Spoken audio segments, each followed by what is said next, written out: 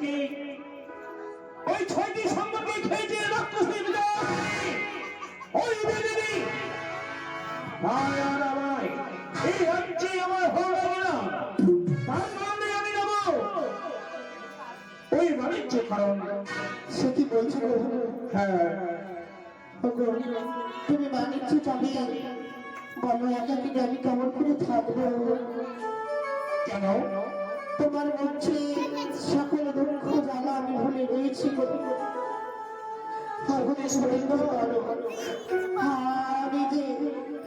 আমি যে থাকতে পারবো না গো। সত্যিই বলেছে সারিকা সত্যিই বলেছে আমার মন প্রাণ জানো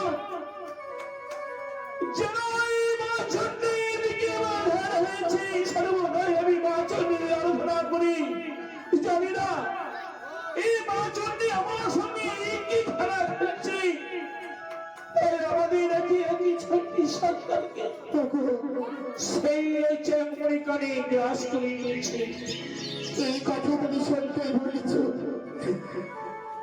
আমাদের এই সোনার চপলা যেন শ্মশানে পরিণত হয়েছে।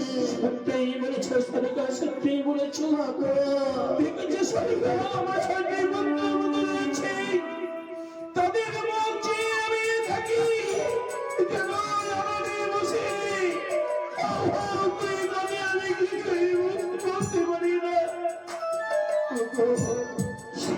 আমরা যখন বেশি যখন করি তখন যতক্ষণ আমি ছিলাম 5 মাসের ঋতুবতী পরে ভবিষ্যতে আমার সন্তান এবং সন্ততি হয় তবে বলো আমি তোমাকে কি করে বোঝাই বলবো? বেশ সারিকা আমি তোমাকে আমি প্রমাণ দিয়ে দেবো হ্যাঁ গো, নিশি অন্তে দিন ভালো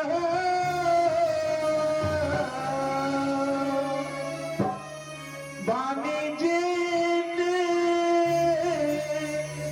যাবো আজ